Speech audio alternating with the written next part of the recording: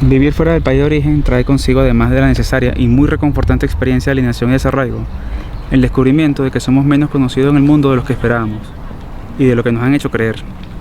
Ya Jung, en Recuerdos, Sueños y Pensamientos, describió con meridiana claridad la necesidad de salirse de uno mismo para contemplarse. ¿Cómo podemos hacernos cargo de las características nacionales si nunca tenemos ocasión de contemplar nuestra nación desde fuera? Esa es parte del libro, el ensayo de Juan Carlos Chirino titulado Venezuela, que presentó hace 2 años aquí en Madrid, y tuve la oportunidad de hacerle una entrevista que por razones técnicas se me había desaparecido y sin embargo hoy la recuperé y la comparto con ustedes. Esta es la entrevista a Juan Carlos Chirino a propósito de su libro Venezuela, biografía de un suicidio.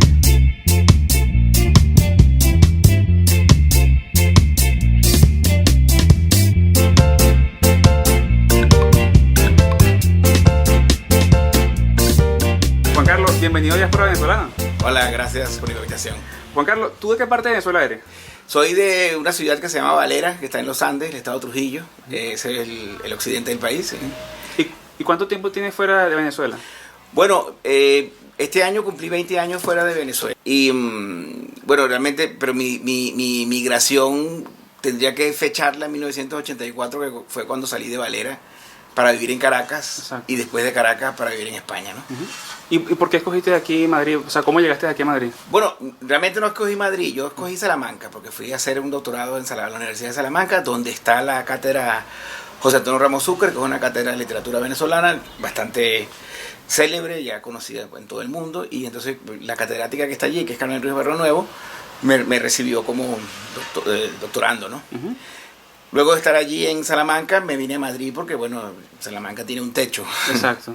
Y Madrid es una ciudad más grande y ya me vine a Madrid después de estar 4 años y el resto del tiempo he estado viviendo aquí en Madrid. Bueno, y hablando un poco de eso del techo, ¿no? Hablando del techo de la ballena. ¿Cómo llegaste tú a conocer el techo de la ballena? ¿De dónde viene esa historia? Bueno, el techo de la ballena lo conoce uno ya en la universidad cuando está estudiando la carrera en letras, pero casualmente cuando llegamos a Salamanca, nosotros, los venezolanos que estábamos allí en ese momento y otros estudiantes de doctorado también latinoamericanos, hicimos un evento en homenaje al Techo de la Ballena, porque el Techo de la Ballena como idea o como grupo nació en Salamanca, como ya lo ha contado Caupolicán Valles varias veces, y nosotros hicimos un evento en el año 97 que se llamó El Codo de la Ballena, que era un homenaje al Techo de la Ballena y uno de los organizadores, que es mi amigo Octavio González, hizo un cartelito con una ballena en un bar empinando el codo en una barra, entonces bebiendo cerveza, le llamamos El Codo de la Ballena. ¿Y cómo fue esa experiencia? Bien, maravilloso. Ahí hicimos un recital. Esa experiencia era un recital de poesía y de narrativa y estuvimos leyendo, comentando. Hubo ahí, fue un pequeño acontecimiento local en Salamanca bastante interesante, en el que estábamos varios escritores que estábamos comenzando en ese momento, bueno, que teníamos algún tiempecillo escribiendo. Y hubo, ¿cómo se llama? Salió en la prensa y todo. Toda una reseña. Allí estuvo Juan Carlos Méndez Guedes, estuvo Octavio González, Jorge Volpi, Ignacio Padilla. Fue una noche muy bonita. Fue una noche que hicimos ahí, Carmen Ruiz Barrio Nuevo, por supuesto, María Ángeles Pérez López, la poeta. Fue una noche que yo recuerdo con mucho cariño. Recientemente se va a estrenar, se va a publicar, ¿no? Tu libro, Venezuela, biografía de un suicidio, ¿no? Sí, este libro sale a la venta ahora este mes de septiembre y ha sido un trabajo que me lo pidieron realmente, pero realmente la petición estaba ya como cantada, digamos, entre comillas. Exacto.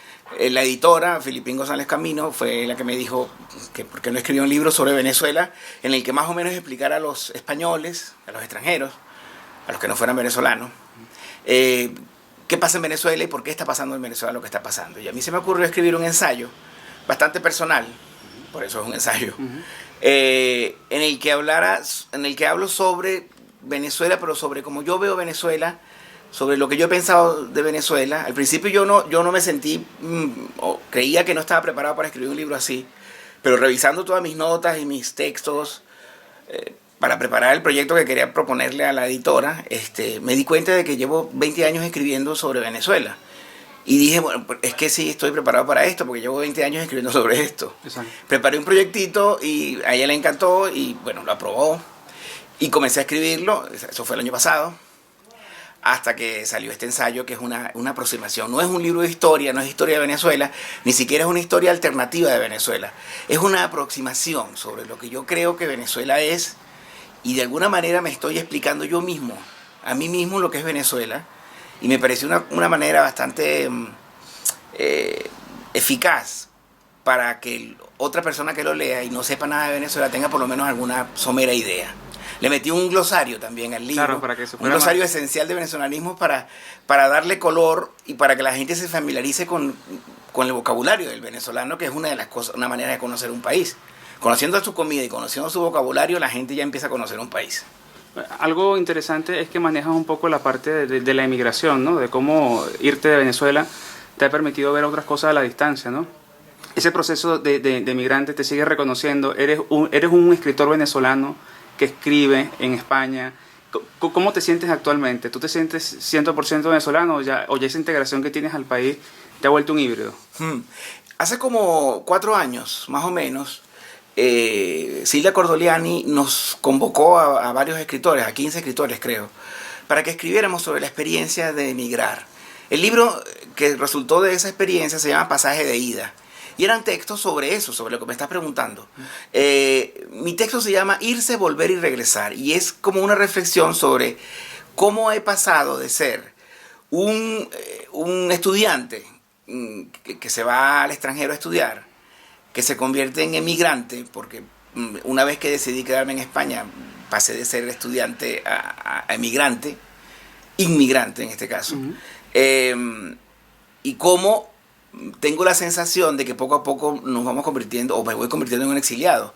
Yo no me quiero llamar exiliado porque eso es una palabra que tiene connotaciones políticas muy claras y yo no tengo ese estatus, por decirlo. No tengo ese estatus, pues no me están persiguiendo políticamente. Es decir, me están persiguiendo como grupo de una masa de ciudadanos, pero no me están persiguiendo a mí, a Juan Carlos Chirinos en particular. Hay gente que está perseguida y que está exiliada, que no puede volver a Venezuela. Yo puedo volver a Venezuela. Bueno, creo que puedo volver a Venezuela. Pero por lo menos no pesa sobre mí ninguna orden de búsqueda de captura y lo que sea. ¿Cómo me siento? Yo me siento como un venezolano que vive en España, pero cuando regreso a Venezuela ya no soy un venezolano puro, entre comillas. Es un venezolano que está contaminado por su viaje. Pero en el fondo eso me hace, me subraya más como venezolano, porque la condición del venezolano siempre es una condición exótica, es una condición exterior. Nosotros los venezolanos, tú lo sabes, hemos mirado desde Venezuela, siempre hemos mirado hacia afuera mucho y conocemos muchas cosas. Cuando yo llegué a vivir aquí a España me di cuenta de que yo conocía muchas cosas de España y del mundo que la gente en España no conocía, pero porque en Venezuela nosotros siempre tenemos la curiosidad por conocer lo que está afuera. Entonces esa condición exótica es quizá una característica venezolana. Es interesante pensar, por ejemplo, que la primera novela venezolana, o sea, la que se considera la primera novela venezolana, es una novela de Fermín Toro que se llama Los Mártires. Y esa novela ocurre en Londres, no ocurre en Caracas. Es una novela dickensiana que ocurre en Londres. Es muy curioso que la primera novela venezolana ocurre fuera del país. Y grandes venezolanos han vivido fuera del país. Comenzando por Francisco de Miranda, por supuesto, y Simón Bolívar. Hay un montón de gente que ha vivido fuera. Andrés Bello, prácticamente toda la vida de Andrés Bello ocurrió fuera del país. Entonces, el hecho de el extranjero, el territorio extranjero, forma parte de Venezuela cuando hay un venezolano afuera. Juan Carlos, dentro de ese libro hay 2 poemas que tú especialmente escogiste, que son Duerme usted, señor presidente, de Capolicano Valle, y de Rafael Cadena, el poema Derrota. ¿Qué tan importante han sido esos 2 poemas para ti? ¿Por qué los escogiste? ¿O qué tan importante ha sido para la generación de la cual eres parte? Bueno, cuando yo comencé a escribir este ensayo, me basé por supuesto sobre el proyecto que había organizado, pero poco a poco me di cuenta de que el proyecto iba quedando atrás e iban haciendo una cosa nueva que fue lo que se convirtió finalmente en libro. Una de de los elementos que a mí me pareció importante utilizar fue la literatura, porque como yo no soy politólogo, ni soy sociólogo, ni historiador, Exacto. pues me agarré, digamos, de la literatura es mi referente para hablar de Venezuela. Y claro, cuando uno habla de los años 60, por ejemplo, en Venezuela, desde el punto de vista literario, el Derrota, el poema de Rafael Cadena, es un poema emblemático, un poema que significa muchísimo para esa generación, porque habla un poco de la derrota de la guerrilla. Cuando digo generación, hablo de la generación, digamos, eso que llaman la izquierda cultural venezolana. No para la generación en general, no para mi padre que es maestro, o para un ingeniero, sino para los escritores que estuvieron involucrados con la guerrilla y con el movimiento revolucionario inspirado en la Revolución Cubana y en la Unión Soviética. Derrota es un poema muy importante porque describe esa frustración en la que se sumieron todos ellos porque no pudieron derrotar la democracia que había nacido con Rómulo Betancourt. Muchos de estos, digamos, decepcionados, al final se dieron cuenta de que había sido un error. Por ejemplo, yo puedo citar a Eduardo Liendo, que es uno de los grandes escritores venezolanos y que además de verdad sufrió la cárcel, hizo la guerrilla, estuvo metido en la candela, como se dice. Él hoy en día se dio cuenta de que lo de ellos era una aventura demasiado juvenil y que lo suyo hubiera sido apoyar la democracia con mucho más resolución. Pero también está la otra parte, la parte que representa el poema de Caupolicán Ovalle, Duerme usted, señor presidente. Rómulo Betancourt, que yo considero el padre de la democracia en Venezuela y quizá uno de los grandes padres de la democracia en América Latina, tampoco era un santo. También tuvo sus bemoles y este poema de Caupolicán Ovalle subraya esa condición autoritaria que todo gobernante tiene. Es un poema que ya, como tú sabes, bueno, y como sabe mucha gente, enfadó muchísimo a Rómulo Betancourt porque es un poema directamente atacándolo a él. Duerme usted, señor presidente, y donde él queda muy mal parado. De hecho, está la anécdota esta famosa de que Betancourt manda a Carlos Andrés Pérez, que era su ministro, a que lo encarcele, porque no podía permitir que un poeta lo insultara de esa manera. Y Carlos Andrés trató de disuadirlo, pero Betancourt dice aquella famosa frase que cita Carlos Andrés, que dice: en este país el presidente que se deja agarrar el rabo lo tumban. Puede ser que tuviera razón Betancourt en ese caso, que tenía que poner su autoridad y también hay que pensar en las circunstancias. Estamos hablando del año 62. Es un momento en el que hay que pensar que la cosa estaba dura. El atentado de Betancourt acababa de ocurrir y él no podía permitir mostrarse débil, supongo. Hay una frase que tú subrayas que fue la frustración de la izquierda intelectual, ¿no? En el actual momento, ¿no percibes eso en el ambiente intelectual venezolano? ¿Hay frustración? Hay frustración porque mucho porcentaje de la izquierda intelectual venezolana no acompaña ni ha acompañado nunca a este proceso revolucionario chavista, porque no lo ha considerado un movimiento de izquierda, sino un movimiento militarista y autoritario.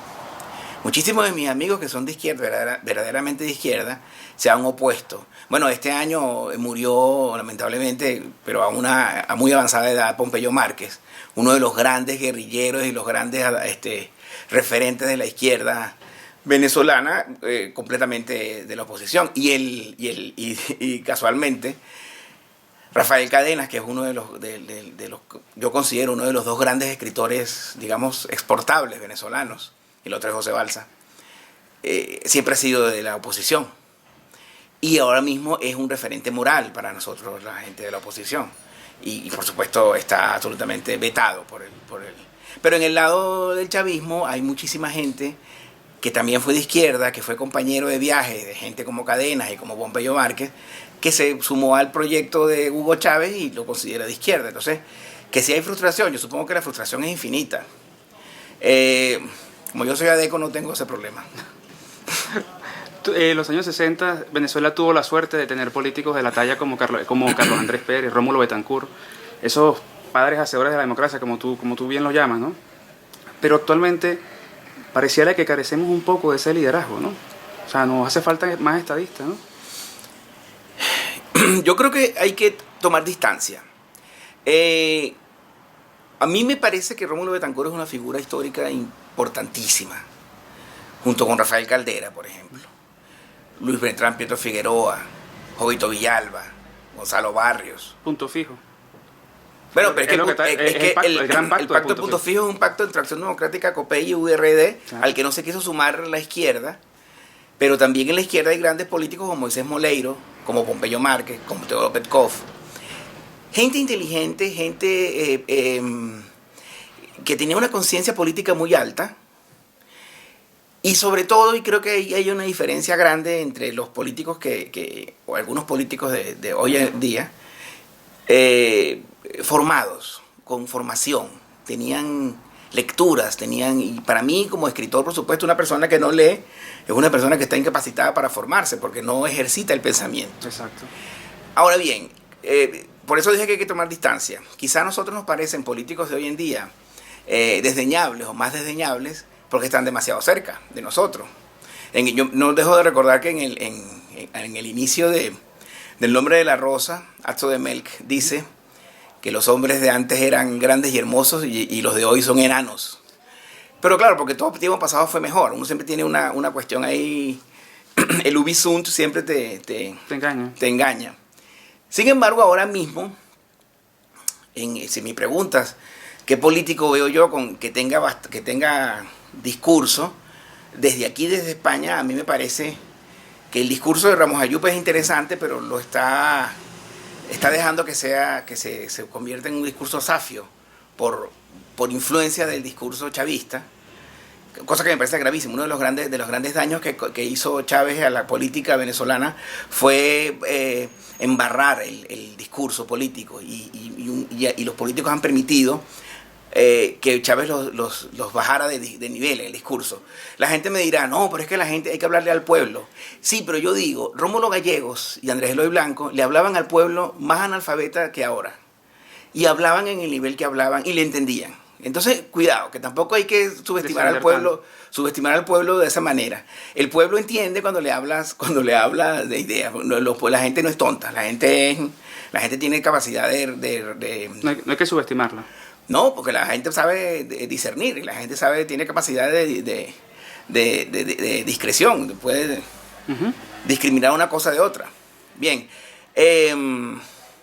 quizá el discurso de Capriles es un poco ¿cómo diría? De potrero, pero me parece que lo hace a propósito, sí, que tiene más formación que eso.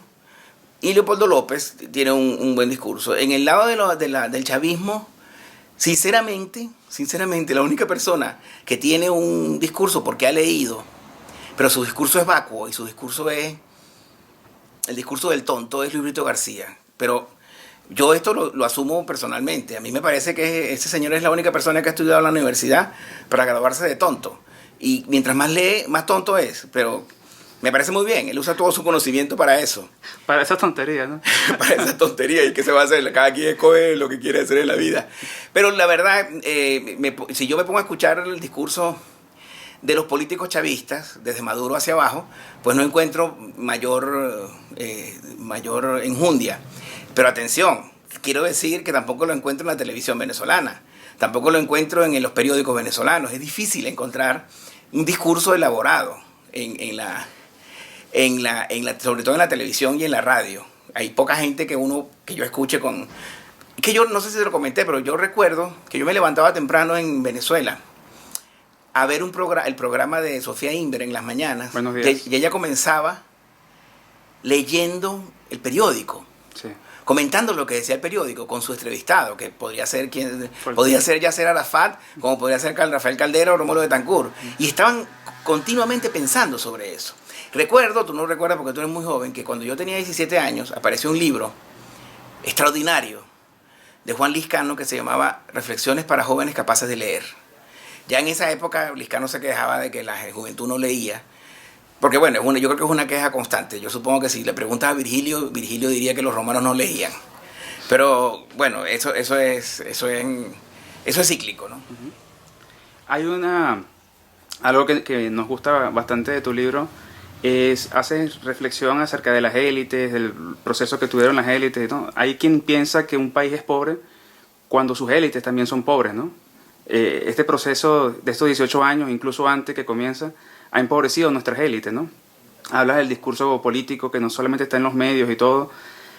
¿Crees que se está renovando? Que en los últimos 4 o 5 años ha habido un proceso de renovación en el cual por lo menos se ven libros, se ven intelectuales cuestionando la realidad.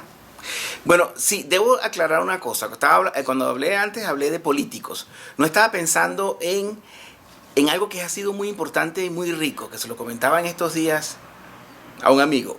Hay estos 18 años de huracán político, de huracán vital, ha removido las aguas del ensayo, de la reflexión y del pensamiento.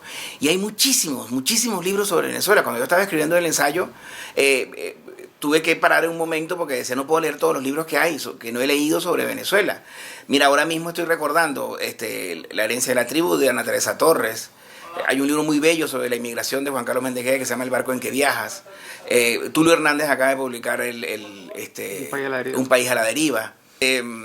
José Balsa tiene un libro fundamental que se llama Pensar Venezuela, Pensar a Venezuela, con esa de acusativo que utilizamos nosotros los venezolanos para los objetos inanimados. Viaje a Coro. Pensar a Venezuela, es maravilloso, ese libro es maravilloso. Y también desde afuera se ha pensado Venezuela, se ha pensado a Venezuela. Beatriz Lecumberri tiene un libro extraordinario que se llama La Revolución Sentimental, que yo creo que es uno de los libros con mayor síntesis que se ha escrito. Alberto Barrera y Cristina Marcano tienen un libro fundamental que se llama Hugo Chávez sin uniforme. Es decir, hay un montón de libros, un montón enorme de libros que está pensando Venezuela. Yo destaco, por ejemplo, también los artículos y los ensayos de Aníbal Romero, que son fundamentales para entender lo que está pasando. Bueno, y tantos otros que ahora se me van, porque yo estoy continuamente leyendo ensayos. Eso ha habido muchísimo. El discurso de articulista y de historiador de Elías Pino Iturrieta también ha sido fundamental. El propio Rafael Cadenas tiene unas reflexiones interesantísimas sobre lo que está pasando en Venezuela. Así que, en ese sentido, el ambiente ha sido muy movido en pensamiento. También quiero decir que tampoco es tan nuevo. También en los años 70 y en los años 80 fueron saliendo libros que, claro, como vivimos en otro tipo de sistema, tenían menos repercusión, entre comillas, porque hay que citar inmediatamente De Buen Salvaje, al Buen Revolucionario de Carlos Rangel, que es un libro fundamental para entender Venezuela y América Latina. Yo cito en mi libro, y lo aprecio mucho, el libro de Marcel Granier, sobre la generación de relevo versus el Estado omnipotente. Este libro de Liscano que te conté, en el año 84, recuerdo 85, salió un libro de Rafael Cadenas maravilloso que se llama Entorno del lenguaje, que era un libro fundamental para entender qué estaba pasando con el lenguaje en Venezuela. Y hay un libro muy divertido que publicó un sacerdote, creo que es sacerdote, que se llama Esteban Mendiola, que se llama El Carreño de los Panas, que era un libro sobre cómo se comportaba la juventud en entonces. ¿En los 70? Sí, en los 80, en los 70, 80, sí, creo que al principio de los 80. Era muy divertido porque él hablaba era una especie de manual de urbanidad de Carreño, pero para los panas, para la juventud. Y era una manera de explicarle a la juventud que también se pueden tener buenos modales y ser modernos, ¿no? Este tipo de cosas son libros que fueron marcando por lo menos mi proceso intelectual, y también a una parte grande de los intelectuales y de los escritores que estábamos en ese momento, que éramos adolescentes y que éramos jóvenes. Hay un libro de entrevista, una entrevista que yo leí, que es un libro que me ha marcado muchísimo, que es un libro de Milló Bestrini que se llama Isaac Chocron frente al espejo. Ese libro es uno de los mejores libros que se ha escrito en Venezuela en todos los géneros, porque está tan bien escrito que dan ganas de leerlo muchas veces. Yo hace tiempo que no tengo un ejemplar cerca de mí, y estoy seguro de que si lo vuelvo a tener, lo leería y lo subrayaría 1000 veces, porque de ahí Isaac Chocron habla de todo, y además Milló Bestrini hace que Isaac Chocron hable de todo. Bueno, sin contar a Cabruja, por ejemplo, que era un cronista de la vida que todo el mundo seguía. No sé, tú estabas muy pequeño quizás, sí, pero Cabruja era sus artículos eran recuerdo uno de lectura obligatoria. Sí, recuerdo uno divertidísimo que escribió por los 500 años del descubrimiento de América. El artículo se llamaba Tierra. No, el artículo se llamaba Barco, porque era como lo que hicieron los indios al revés. Cuando vieron el barco, en vez de decir tierra, como dijo Rodrigo de Triana, dijeron barco. Y entonces, desde recuerdo que la ilustración, que no sé si era de Lemus, era un indígena subido en un cocotero señalando un barco a lo lejos. Divertidísimo. Una cosa de una... Hay algo importante, tu ensayo no propone ningún tipo de salida, ningún tipo de respuesta, ¿no?, a la crisis que actualmente vive Venezuela. Sin embargo, y viendo tu admiración hacia Rómulo, hay una frase de él que queremos destacar, que él siempre decía, ¿no?, a la democracia hay que rescatarla, así sea la fuerza. ¿Qué salida tiene Venezuela hoy para ti? Aunque te ponemos un compromiso, pero más o menos ¿cómo lo ves, no?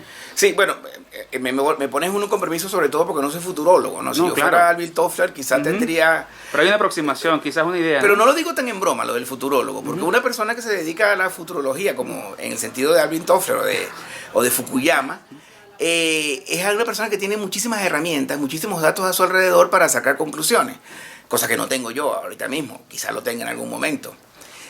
He estado leyendo varios artículos y he estado escuchando varias entrevistas en las que se asoma la posibilidad muy pesimista de que Venezuela no tenga otra salida sino la salida militar, la salida sangrienta, la confrontación civil.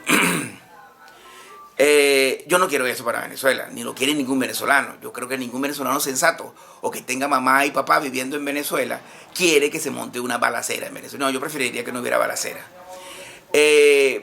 Si nos ponemos si vamos al detalle, si vamos a los detalles, como hay que dialogar con la oposición, hay que dialogar con el gobierno, hay que aceptar las condiciones del gobierno o no, esos detalles ya son más difíciles de dilucidar. Yo creo que los refranes son muy... Aportan mucho. Aportan mucho porque de algún lado nacen. Y entonces ese refrán de que no hay mal que dure 100 años ni el cuerpo que lo resista, es muy divertido y es un refrán, claro.